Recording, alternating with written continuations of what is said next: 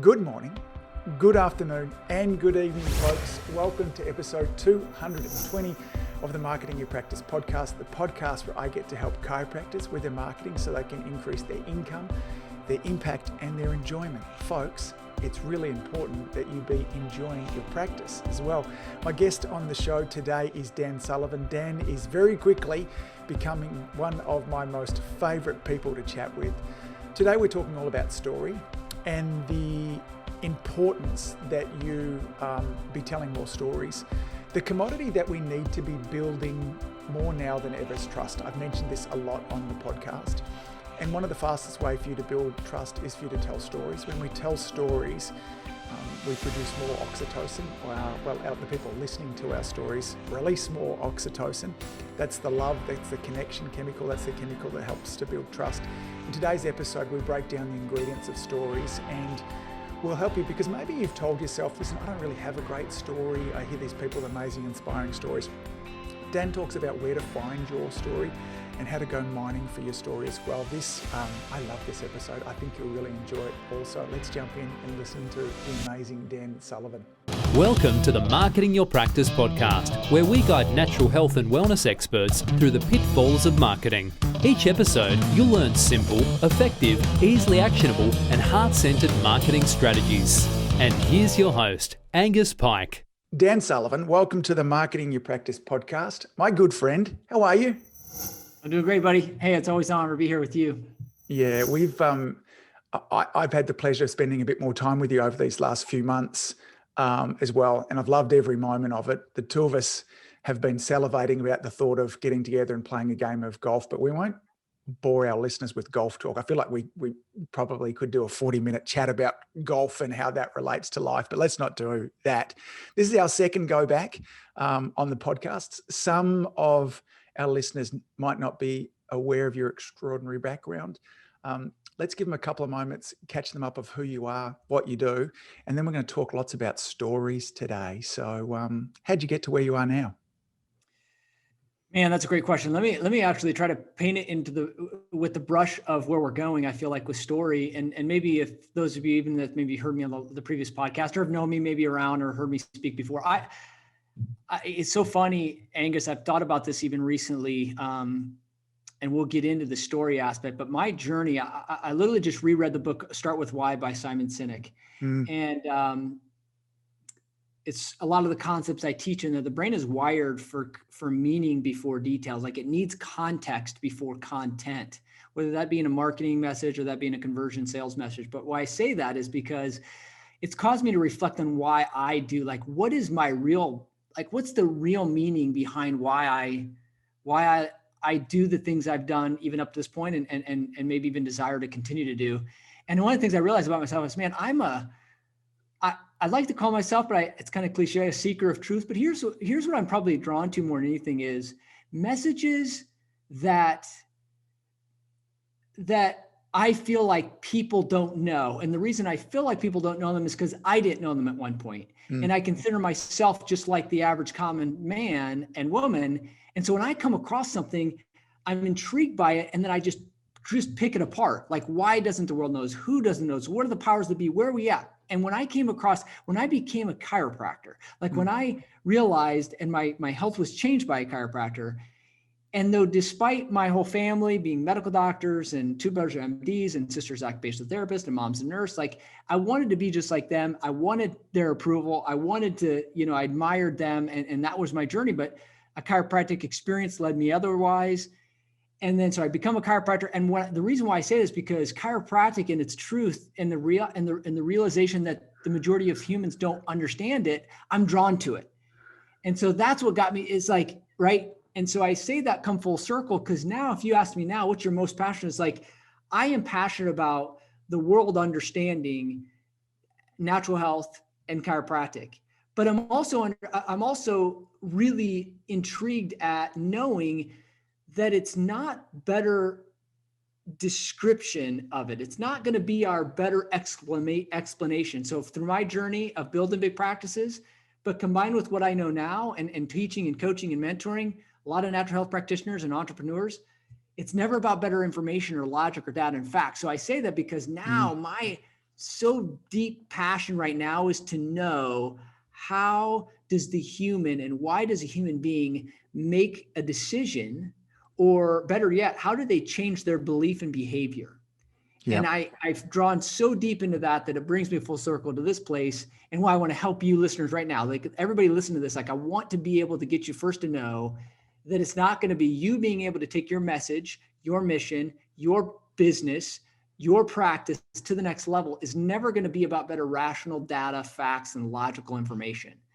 And the brain is not wired that way. It's wired for what we're going to get into story. So a long way of saying my story is that I'm drawn to that which is not easily understandable, what most people don't have an awareness around. And I want to be able to put it on a platter that makes it easy to understand, but more importantly, makes it usable so people can experience and really make the world a better place, make our lives a better place, make humans, healthier, happier, more joyful, and ultimately fulfilling the purpose that they're called to. So, dude, I know that was a mouthful, but I'm just like, you caught me in this space where I'm like, and honestly, for myself, I'm like, why do I do what I do? It's like, man, I grew up, a couple of brothers, really, I always sought their approval, and still to this day, I probably still do. I know I still do.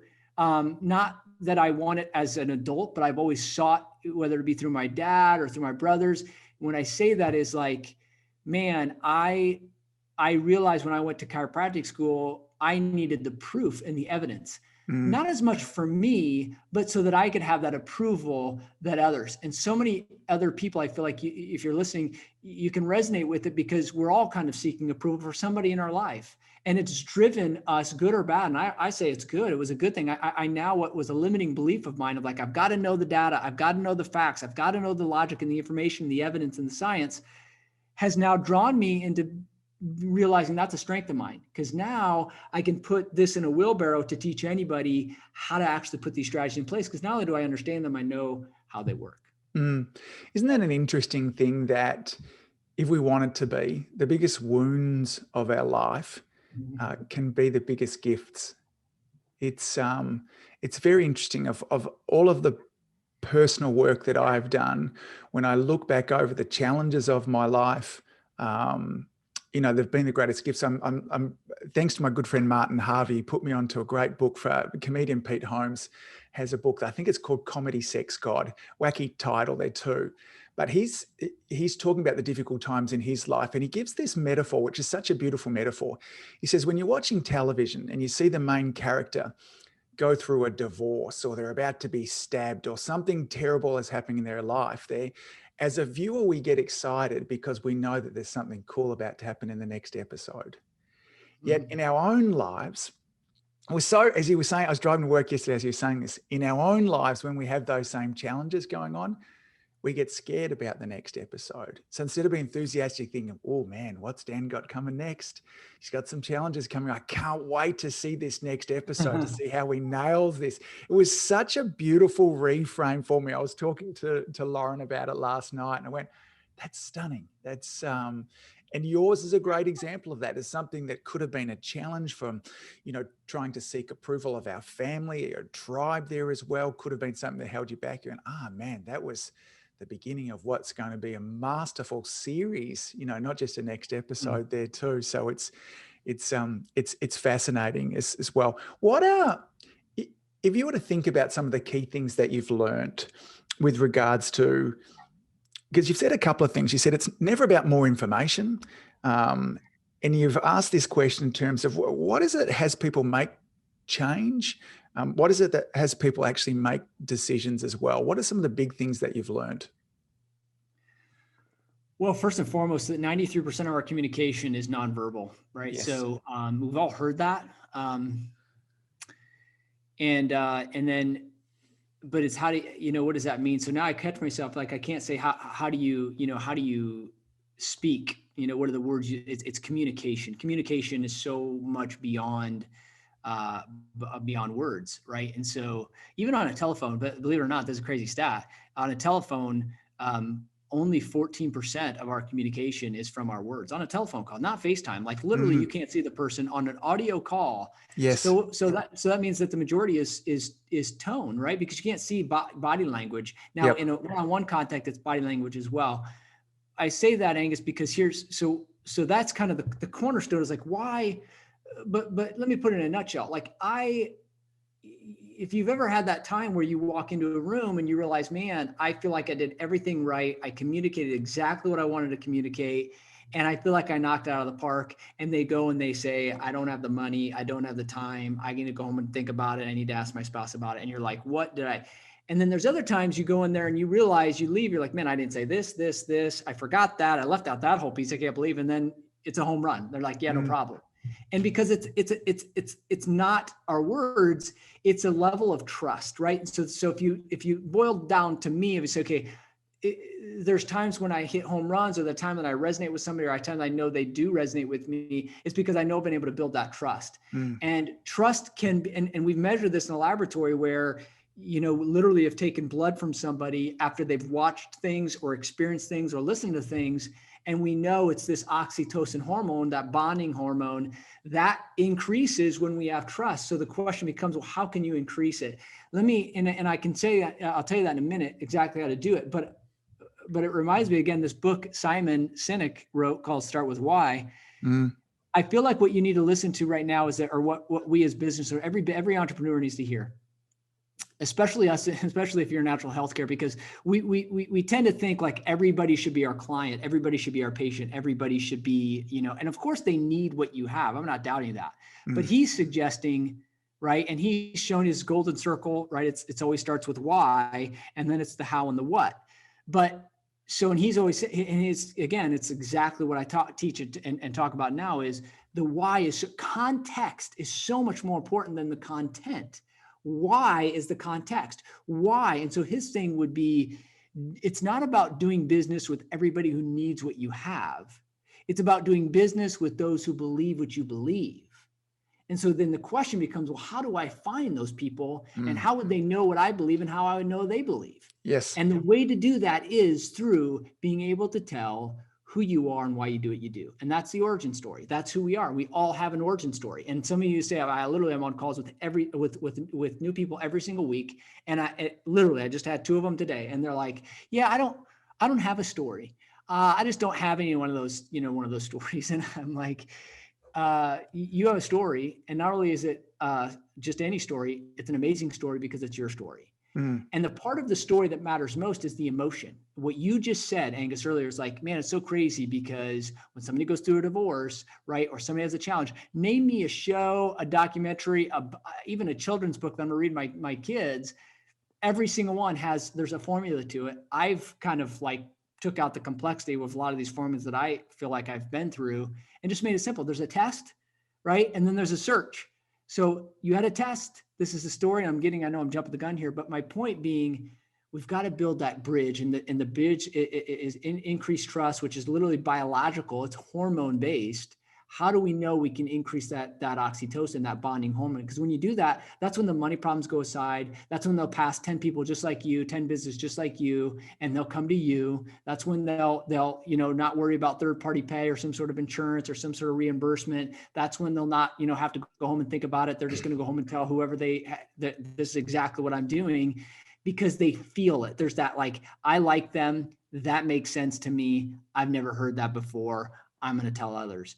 And so there's a way to do that. And it's all, and I'm not saying there's a secret sauce that you know every time, but I am going to say there is a secret sauce that when you put it in the right place at the right time, you at least feel good about what you do, and you'll never be able to like look back and say, man, I wish I would have, because you put that. I'm not saying everybody's going to convert, but I'm saying you can feel good about it. Can you give our listeners some examples of this context rather than content as well? And then maybe even some businesses that Simon talks about in the book that, have good examples of whys, and just so our listeners can start to think about, right, how can I apply this to me? And then I want to get into how we can help our listeners mine for their story. It's something that I'm often asked about. I've got some thoughts. I'd love to know what your thoughts are as well. So you want to share some examples from the book or stuff that comes to mind for you of businesses that have done a good job sharing a why?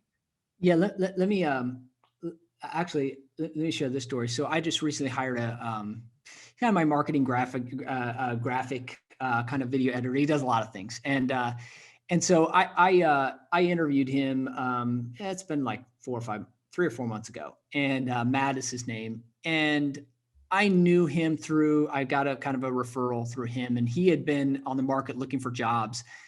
And he's like, and so I just kind of, this was before I'd hired him. I just said, hey, when you go into these jobs, what do you talk about? And he ends up to say, this is what I do. This is what my job is, my experience. This is what I'm capable of. This is what I like to do.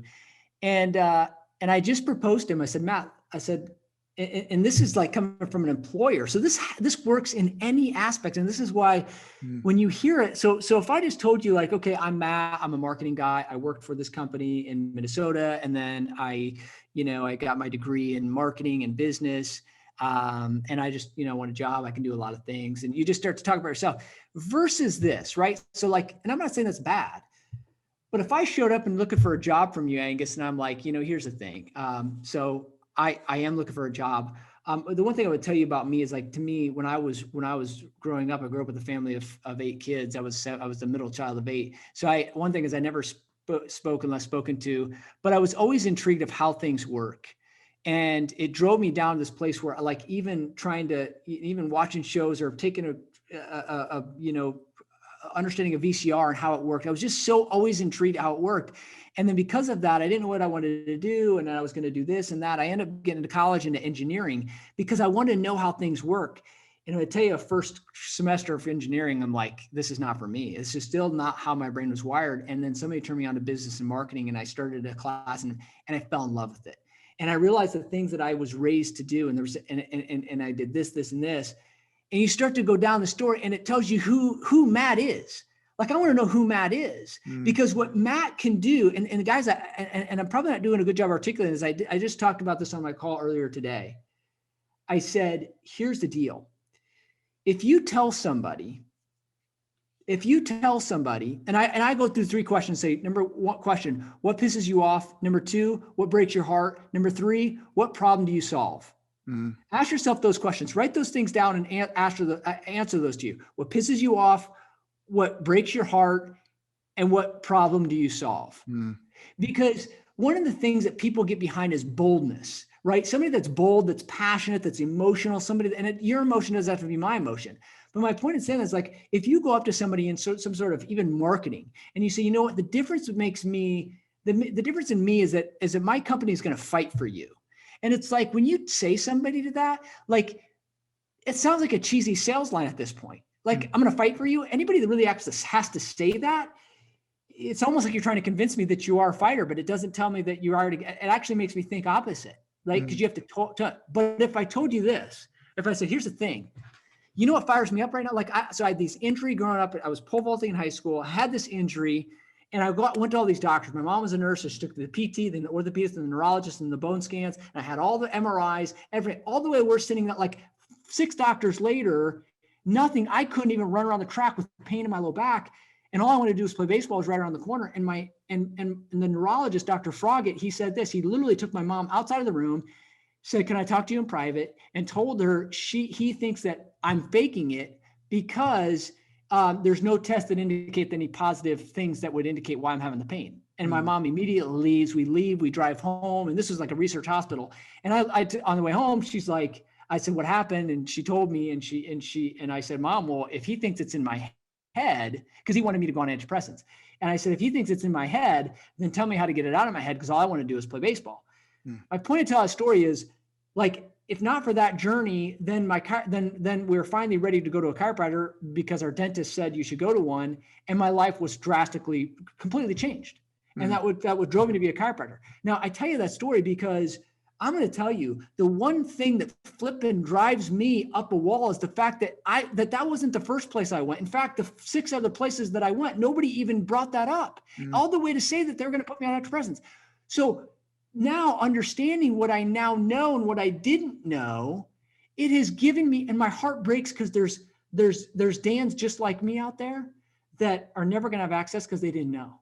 There's kids that are not sleeping at night. They can't breathe. They're having asthma. They're being put on all these medications. There's moms and dads out there that don't. And so my heart breaks that they're needlessly suffering.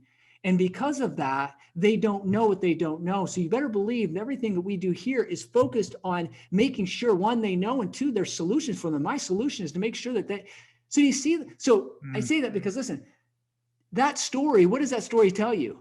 You better believe I'm going to fight for you. Like you better believe. And so the question I would have for you is, how could you put this in your marketing? See, what a story does, and I won't get into the neurology of it, it literally lights up the brain like a Christmas tree. Yes. We are so wired for story. Logic and facts, they help validate our decisions. They don't make the decisions. The decision-making part of the brain is a very primal brainstem, cerebellum, pons, thalamus area that's not directed by more information, logic, and facts. So anyway, Angus, I know I'm talking a lot, but my point in saying this is a story says things like, I'll fight for you without having to fight for them. A story says, I got all the credentials in the world to help you with the problem that you need help with without having any extra letters behind my name, without ever having to show them a diploma or all the extra training. A story helps somebody to know that I'm exactly who they need to solve the problem they have, because the emotion they're going through is the exact emotion that I had gone through at some point in my life. It connects on a level that cannot, and this is where you overcome not all, but a lot of the challenges and objections they have, which is time, money, frequency, family, trust, and all the other issues. So does that make a little sense? Heaps. On the board behind you there, it's written trust equals influence. And I've been saying for a long time, the one commodity that I feel like that we need to be building with our communities, internal inside our practice and external, is trust. If you have massive amounts of trust, almost nothing else matters. To the extent, I experienced this firsthand yesterday. Next to my practice, 2 doors down, is a great little coffee shop. And I've been going there for 10 years, the owner there too. And Vin sends me an account every 3 or 4 months. One, I never double check it because I trust Vin. So he just says, Angus, you owe me $300. I pay him $300. Okay, so there's trust. But it's interesting. On my bank statement yesterday, it looked like the amount had come out of my account 3 times. And so I sent Vin a message to say, hey, Vin, did you receive it 3 times inside your account? He checked his account and said no. And then I was up there talking to him yesterday, and I said, oh, that was strange what happened with the bank account. And Vin said to me, oh, do you want to look at my statements? And I'm like, buddy, I don't need to look at your statements. I trust you. Clearly, this was the bank issue. Now, as it turned out, like this, we're talking about $1,500. Now, not that that's going to bankrupt me, but it's a lot of money. And not for one moment did I need to check his bank statements. I assumed it was a bank problem. I didn't assume that Vin was lying to me, because we have this base of trust. Now, when you build this trust with your patients and your new patient, when you turn to them and you look at the eye and say, you know what, you need an extra adjustment next week, they're not even going to think twice about it.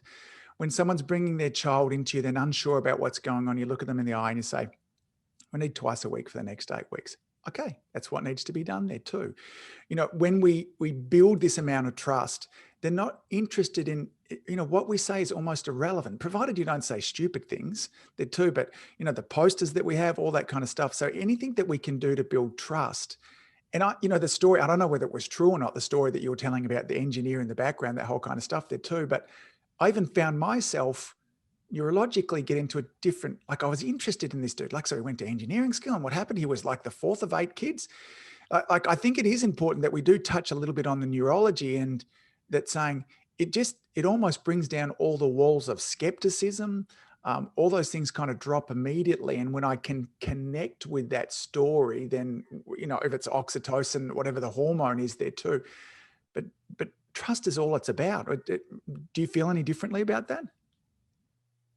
Yeah, no, that you're exactly right. Trust is the name of the game, man. I got a new book coming out called The Trust Formula. And it's, you know, how to create influence and income for entrepreneurs who hate selling. Cause I don't, you know, first of all, great title. Great title. I love it. So Zig Ziglar, you know, I grew up at a paper route. I tell this in the book. I'm like, you know, I despise, like, I did a good service. I got up at 6 a.m. I gave him I'd wrap it when it was raining. I would, you know, snow, and his Sunday paper was so big and it was so heavy. And, but I didn't make any money because I I didn't like going to the front door and asking for money. And knowing that was kind of the part of the job, I would do just enough to get by. I wasn't really, so my point in saying that is like, I've always avoided confrontation, and I don't like asking people for money. And so the question becomes how to build big business. I built like a few big businesses on the back of being able to sell. What I'm saying is it's actually trust that matters. And if you know how to do this, I literally can remember so many times that I felt inadequate because I'm like, I don't know how to do this. I don't know how to do this like 5-step sales process, but I can tell somebody my heart and why I'm doing this. And I can get fired up those 3 questions. I could tell them why this fires me up. So I can't be in a business that doesn't fire me up and give me passion. I can't be in a business that I know they don't know. It's like what I do right now, like for the most part is like, you don't know this communication thing. It could be so simplified for you. I want to give you permission to know the things you've been taught about what's effective influence and communication is not fully true. And it's not that people are trying to mislead you. It's in the last 10 years, we have more brain-based technology that has allowed us to know than every previous year combined. Now we know. When they used to, and you'll like this, Angus, like we used to be able to, we would take a population of people that made a decision to do this or buy this, and we'd say why. We'd ask them the question, why? It was survey groups, right? And we took that as like, all these marketers said, we want that is gold to us. But what they didn't realize is it's based on a false premise, because when somebody describes to you why they made a decision, it's not accurate. And they're not trying to mislead you. Our brain just does, we're not wired to know why we make decisions because it's very subconscious. So this book right here by Daniel Kahneman called Thinking Fast and Slow is like one of the Bibles of this stuff. He talks about it, and it's kind of a heavy read, but that's what drives me, because now I'm not trying to sell somebody on something, but I have a business around helping people communicate, and I know what they don't know. That's why I start at the beginning. I'm so drawn to something that's unique and novel, and somebody don't know it. And when they don't know it, it's actually hurting them, and it's hurting a lot of other people, because you may have a big idea and a big mission, and you do a lot of good for the world, but nobody's following you because you've been put in this box where I think I got to have a better explanation or better words or better script. That's not the case, whether it's your marketing, whether it's your conversion, or even your retention, which is all kind of one and the same thing. Some of the big guys in branding is your story. I mean, like, so you asked a question about trust. Yes, trust.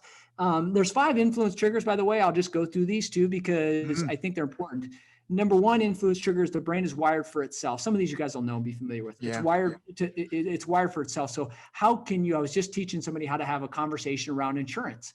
So this guy was saying, well, how would you answer a call if somebody asked about if they do insurance? And I kind of walked him through the process, and I'm like, the difference between you do it, and we role played. I said, the difference between you doing it and me doing it, he said, and he's like, well, you just kind of, you actually ask a lot of questions. And I'm like, yeah, because I'm all about them. Like, I want to know more about them. Why are they here? What got them here? Why are we talking right now? Like, and so the brain is wired. When you really want to sell something, you say the best salespeople in the world, man, they just have empathy for people, and they care more about that person's needs than they do about their own needs. And that becomes, again, I can't tell you, forget everything else I said. If you don't have that, that's empathy, right? It's emotional intelligence. So number 1 is wired for itself. So what's in it for me? Number 2 is the brain is wired for contrast. So contrast is that which is new and novel is going to be, so if you're writing copy, marketing copy, you could go to significantobjects.com. It's such a good, it's a good little research they did. They essentially put a story. They went and got like 120 different objects, like this stuff little things from like a thrift store or arcade, tiny little things, and they try to sell them on eBay. And then what they did is they put a story, they hired an author, put a story to every one of the objects, and they end up selling 38 times. They got the money 38 times what they were by just putting a story to it. But one of the morals to the thing that the reason I bring up, 1, story sell, right? Facts tell, stories sell. But the other thing that was important about it is there were 5, you'll like this, Angus, there was 5 key topics that drew the most attention or got the most value. And this is like why you watch movies and documentaries, everything. And this is not in this order, but nostalgia. So if you were going to write about something, right, like the word nostalgia, death, tragedy, sex, and comedy. Those 5 were like got the most attention. So kind of a sidebar note there, but the point is the brain is wired for new and novel, something that's new or novel. Third thing is timing. It needs I said this earlier, context before content. It needs meaning before details. This is why I teach everybody that I work with. I teach them how to tell their story in a 2-minute version. I don't care where you're at. If somebody doesn't, and I had one client, he was like, well, they came here for me. Why would I talk about, or for them? Why would I talk about me? I said, they're either going to make a narrative up in their head about why you do what you do, or you're going to actually tell them why. And if you tell them why, it's the greatest trust building tool and weapon you will ever use in the history of your communication and life. I'm telling you, it's not even a debate. It's not my opinion. This is based on research. So my point is, you got to get that context before the content. And then fourthly is emotion. Fifth is emotion is that passion, that boldness, that just your emotion is going to be different than my emotion. But if you can't be emotional about something, all right. And then the fifth one is visual. Visual stimuli goes to the decision-making brain 50 times faster than words do. And so, those are the 5 influence tickers. And so then that kind of comes back to those are ways to continue to build trust. So let's do this, because I think we've done a bloody good job telling people about the benefits of story. And some people will go, man, Dan's got that story about, it's a wild, he's 6 doctors before, and then in the end told it's in his mind. That's no wonder he's so passionate about chiropractic. And if I had a story like that, then I'd be in the same place there too. So how do you, and as you mentioned beforehand, you said everybody's got a story, but we got a lot of listeners going, I don't have a story. Where do we mine for the story? How do we find our story? Yeah, it's a great question, Angus. Not only a great question, I just want to point out that is a fantastic question. Like,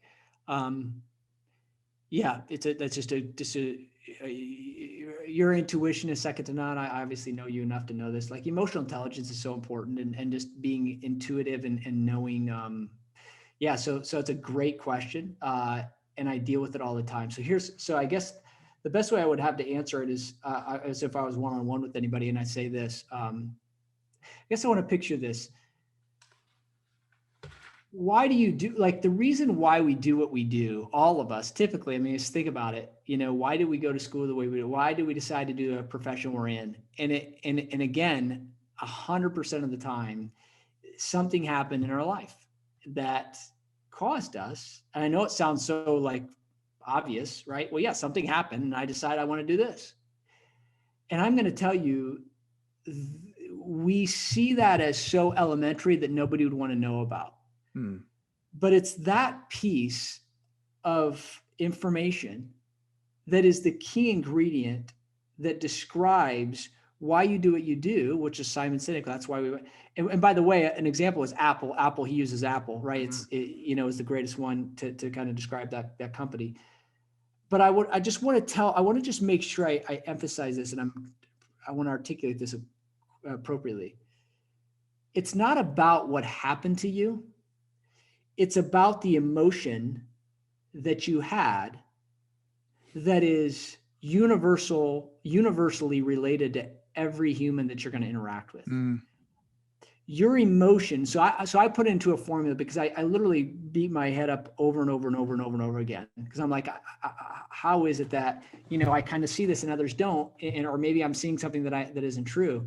But then as I dove in, I realized, okay, so I created this simple formula, and the formula is this: you have a test. You came to a point in your life there was a test, and then you went for a search to try to solve that test, and then the third part is you had an epiphany, and the epiphany essentially is when you had it solved, and then because you had this epiphany, you want others to not have to go through the suffering that you did, or for them to get the results that you got. And this is across the board. This isn't just like in healthcare. So the important part, I'm getting to the punchline here, which is the important part of the story is the search. But there's I break that search down into 3 little key elements of the search. While you were in the search, you had doubt. And this is universal. This isn't like, because if you have a test, your doubt is this ever going to get better? Mm-hmm. Do you know that alone resonates with every human that you're ever going to interact with, you ever want to sell or market to or gain their attention of? You had the same, is this ever going to get better? Is this test ever going to get solved? Am I going to have the solution? And it doesn't matter what it was. You had a test in your life. It comes back full circle, Angus. You're exactly right. That part of the story, that part of the documentary, that part of the movie, you don't have a movie without a test. But it's not that part that keeps us coming back. It's that we relate to the emotion that they went through, even if we never went through that experience. Maybe I didn't go through a divorce, but they did. Maybe I've never had a miscarriage, but they did. Maybe I've never been burglarized, but they did. Maybe I never had my house on fire, but they did. It's like we recognize we are humans. That could happen to us. And so it's that emotion that you can explain. So here's what I say is that when you can look back over your life and you can dissect, it's okay, I did have that test, or the reason I did go to school for that was this, and the reason I did that, and there was a test in there, and along the way, there was doubt. There was also, so the three parts of that search was there's doubt, there was emotion, right? And then the third part is there was a triumph. There was you like, wow, you found something out that everybody should know. And that's what led you to this mission that you're on right now. And we're all on a mission, right? Mm. But, and it's like, it comes back to, and I was just listening to this guy and he said it so eloquent. He was like, everybody today wants to say, here's how you double everything. And here's how you can get way more leads than ever before. And here's how you're going to close and make $1 million with this one ad or this one funnel. And he goes, it's like, that is so unattractive today. And it's not that it's not important to have those conversations or have that copy, but what's important is what's behind it. Like I'm a human that has struggled just like you. Mm. And the more that I can articulate that struggle and it's real and authentic, not somebody else's, it's mine. And so this is where the vulnerability piece is so vital. Like you said, we're so relational humans and we're attracted to the vulnerability because we are that person. And so what I go through with many doctors and entrepreneurs is say to unpack and reverse engineer your story appropriately is to really dial down the emotion that you were going through. And when you can describe that to somebody, not as, hey, I'm like, look at me and woe is me. You're describing it because you're like, I get it, man. I get it. I'm going to tell you, I can relate on this, this, and this. And it's like, it's exactly why, but our credibility was birthed from that because I then spent 10 years of my life and a decade and $500,000 going to become the expert I have because of that emotion. That's why not only can I relate to you, I'll fight for you. And notice I didn't say I'll fight for you. My story literally got them to say, man, and hence the trust that comes with it. So, man, I know I feel like I'm going on and on and on. I hope that I'm answering the question you're asking. I wonder, when I look back over because the story I had told myself is that I don't have a great story. And I looked at what I did in the early stages of chiropractic. For the first 2 years in chiropractic, I didn't tell my story. I told DD's story, and I would tell the story of Harvey Lillard. And for those chiropractors or people that aren't, in fact, and for some chiropractors, we had a deaf guy that got adjusted and his hearing came back, and DD thought he'd found the cure for deafness. So I would tell that story. So not as powerful, I think, as telling my individual story, but that was a story that had people, I could tell them why I fell in love with chiropractic. Then after I'd had a couple of years in practice, I then started telling the stories of my patients as well. And I shared the struggle they went through, the emotions they had. And then I shared the victories and the results that they had as well. I think for so many, and I'm interested with your thoughts on this too, for so many of you that are looking for your story, you're looking for your story of what got you into chiropractic. And maybe some of you, like Dan, have a beautiful story there too. But if you can't find one, then the question I ask you is, why are you passionate about chiropractic now? Why do you stay in chiropractic? So maybe the story you tell is from year 5 to year 6, or maybe it's year 12 that story actually happened to you. And I think it can be equally as passionate of, let me tell you why I do what I do and why still now after 25 years, you could tell the story from last week. And when I share that with people, very often they have that aha moment. Oh, okay, got it. The story doesn't have to be, at the beginning there too. Am I missing something with those? Can we borrow a story from somebody else? Can we tell a story that's midway through?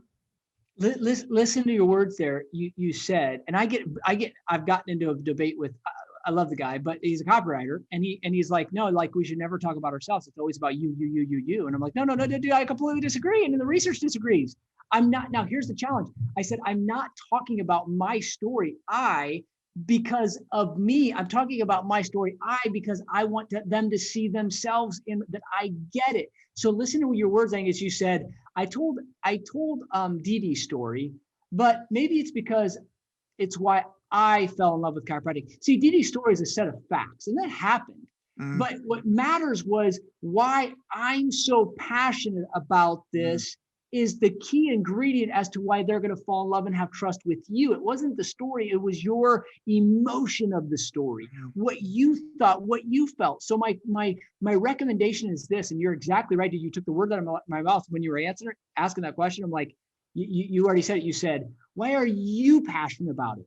Like there was a point that you weren't, or you didn't know about it. I go over this in depth. It's like there was a gap. I call it the gap. There was a gap between when you didn't know to when you did know. Most people are still in this gap. You now do know, which drives your passion for why you are so excited or so passionate or so committed. The point is, it's like I fell in love with chiropractic. Do you realize this is, again, people say, I don't have a story. Do you realize most people aren't passionate about what they do?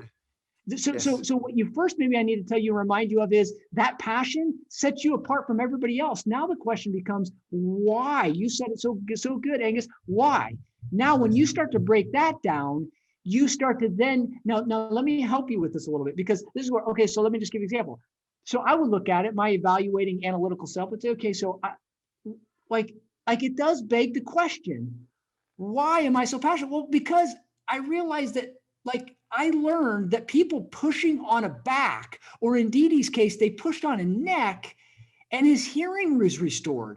That is as bizarre as I've ever heard. Like, that doesn't make any sense. But then I had to go down and really research it, evaluate it, and see if that makes sense. And I realized the rest of the world doesn't even understand this. See, that part right there, that's the piece that, guess what they're thinking? Yeah, I think that's kind of weird too. Guess what I just did? I just said, I'm just like you and you're just like me. I think that's flipping weird. Yes. And so, like, I had this one client work with and he was like, yeah, my first experience chiropractic, my dad said he walked home from school. There's a chiropractor next to him. He asked his dad, what does a chiropractor do? He says, they're quacks. Don't ever go to one, and I don't ever want to talk about it again. And he's like that. And he goes, I said, Eric, that's the story you have to tell. And he's like, why would I tell a story? And it's funny. He started putting his report of findings. He goes, dude, I cannot believe this works. This is unbelievable. He goes, I was so embarrassed by that story. But I said, Eric, you have to understand, when you tell that story and now you are a chiropractor, do you see like all of that time makes them think, man, you must now know something that I don't know, because you were actually worse than me. I didn't think they were kind of crazy and quacks. I thought they were a little bit weird. But so it says, man, there's a part of so I say go with it. There's a reason why you're passionate about it. Start to unpack that in yourself and start to deliver that, because now you will be the most trustworthy to them. The minute we try to hide why, like our doubts, we try to hide our insecurities, our emotions around it, that's when we get into trouble. That's when we look like holier than thou. That's when we look like we got to figure it out. You follow me. I'm the guy with the doctor. No, it's the opposite. They connect because they relate with you, our doubts, our uncertainties, the things that so dude, very good job with that, because that's exactly it. And too, I go as far as nowadays, having no story in the beginning is part of my story. So I will say to people, hey, listen, I don't know how I ended up in chiropractic. Like, I was a 17-year-old kid. Like, who knows what they want to do at 17? And I end up in this profession that I don't know much about. It kind of, I'd had a couple of adjustments as a kid there too. But it wasn't until actually saying at the start, hey man, no inspiring reason got me in there. This wasn't life-changing for me at the beginning there too. And so coming from that base, but wait till you hear about why I'm so, you know what? So that's the fact that some of you have no amazing story to get you into it, but yet you're so passionate now, that's part of the story. So Angus, though, here's the thing, but let me ask you, at 17, what did happen though? What was the real story? Because there's a real story. Let me give an example. Josh Axe, that we both know, a buddy of ours. So he got into chiropractic because his dad's buddy, who he went water skiing with, said that I golf, 3-4 days a week and I can make a good money. That's why he got into it. So it's like, that's part of the story. The fact that because all of us have kind of that, and it's like, now he's become who he's become and has that, that's a cool part of the story. Cause it says, man, you relate because you're just like me. That's weird. I want to do that too. Yeah. Yes. There are other parts of it too, because, depending on how long, we need an episode 2 of this as well, because you need to have 30-second stories, 2-minute stories, 20-minute stories, hour stories. And you can tell that in different ways. So, sometimes I will start off by saying, for as long as I can remember, one of my inner drives is I just love helping people. It didn't bother me. I wasn't looking for, when I was looking for something to do at university, I just knew I had to find something that helped people. I wasn't really sure how chiropractic works. Who knows that at 17, but I just knew this will allow me to help people. So I will add that element in if I have enough time as well. Yeah. So I will connect through that. And there's probably an example. There's probably an example, Angus, that you could say, I literally can remember, I don't know why I did this, but like at 14, somebody couldn't get open a door and they were in a wheelchair. And when you start to really remember a few extra things, it paints a picture of who you are, man, like that. And now knowing that's you. And they're saying, man, this is the guy that will fight for me. He cares. Mm-hmm. And then it's like, I came across chiropractic just thinking it was a noble thing that helps people with back pain. That was me, a couple athletes with back pain. It would be a noble thing. Mm-hmm. And then I realized, oh my goodness, what I'm getting into, I had no idea. Mm. And so anyway, that's the beauty of storytelling, because you can add to it, and then it's fresh and it's new and you're marketing it. And now, anyway, dude, it's this stuff I love. Yeah. We're human beings, right? We don't do that. They always say we're human beings, not human doings. It's that being, that part that's made us who we are. That's what resonates. That's what people want to know, and the doubts and insecurities. And I'm not saying unveil all your deepest, darkest secrets, but I'm saying those parts that make you human to another human. That's in today's environment. You want to get more attention? You want to actually separate yourself? That's what separates yourself. Do you know that big brands right now are doing everything, paying a ton of money, trying to make themselves sound like smaller brands? Yes. You get that? Yeah. And that here we are, smaller brands we have that unique advantage because we can tell our story and build trust, and we're trying to be like bigger brands. So again, take that one to the bank. So let me sum a little bit of this up for our listeners there too. Start telling more of your story. Think about, where does your story begin? As I mentioned beforehand, maybe it was before you became the health practitioner. Maybe it's during it there also. And different versions of it. I mean, you tell this in your initial consultation, your report of findings, you tell this on the little videos that you make, you tell this at every opportunity. You're sharing bits and pieces of this, and watch and see what happens as well. I think you'll be surprised. And as Dan talked about a client of his who started telling that story where his dad, you'll be amazed at how people engage and connect with you in a way they might not have beforehand. If you're heavily sharing data, then start to mix in a little bit of story as well. Start to ask yourself, how can I build more trust? Dan, where do peeps go to get more of you? When's the book out? First of all, when do we get, give me an advance copy of that. Yeah, you're going to get an advanced copy. The book is going to come out, I don't know whenever this is going to be, mid-August, 2021. Yep. Okay. So right around the corner. And then, man, I'm pretty easy to find. I mean, I've got, if you're a chiropractor, chiropracticadvocate.com is a website, but I also have realdansullivan.com, not the fake, the realdansullivan.com. Very important. And then you can, then you can find me on, I'm on Instagram, I'm on Facebook. I'm pretty easy to find in those circles there too. I'll have a bunch of links in the show notes. Hey buddy, will you come back with me perhaps after the book is out, and can we continue more conversations about this stuff? Yeah, for sure, dude. Please. I enjoy it. I so enjoy this time. And I want to make sure your listener, their specific needs. I know that we kind of broad stroke, but if there's specific needs or any specific questions that come of this, man, I like to get to the nitty gritty. Anymore, it's man, I want results. That's what I want. I want results for real humans and real lives and real businesses and real entrepreneurs. And so I'm just like you, I know that. Yeah, look, you're brilliant with that, but I'll make sure I have all those links in the show notes. Mostly we need to get you back quick smart, because I think it's still Ebel at this stage that has the most episodes on here. So we've got to start to put a bit of pressure on him. I think he's come back 3 or 4 times. So maybe if we kind of get some happening quickly here, we Who's can that? overtake. Tony Ebel has had, I think he's been back 4. So we got, we can't have. Come on, dude. Give me just give me a shot, man. Put me in, coach. Give me a shot. I'll leave you a little bit of this, but I just did someone asked me to do I've created a couple posters, in chiro and neurology stuff. And it's funny. We have them in our practice. So somebody actually just recently, this happened a couple weeks ago, said, will you create a new, would you create a explanation of this one poster, this Back to the Brain poster I had with research on it? And it's so funny because my explanation of that poster in the last 5 years has drastically changed. Or literally, I told 3 chiropractic testimonies. And I said, do you know that the evidence that supports why infertility, a guy that couldn't smell anymore, a dude that had, migraine headaches and basically fusion from C2 to 3C7, and somebody with asthma, this poster right here explains exactly why those people can get the results they have. And it's all story. Now I just know, facts tell, stories sell. I could go through the neurology and bore you and have you forget it. And, it's this. And here's the thing. If you have a dog, I don't have a dog. My girls are dying for a dog. But if you had a dog, allegedly you have to, if you're going to put a supplement or a pill for them to eat, you just wouldn't give it to them. Most of the time you wrap it in something, right? Like peanut butter or something like that. Yeah. I want you to leave with this visual. If you're trying to get data and facts to people, information, which is important, especially in an environment of healthcare and chiropractic and other natural health, right? In any aspect, right?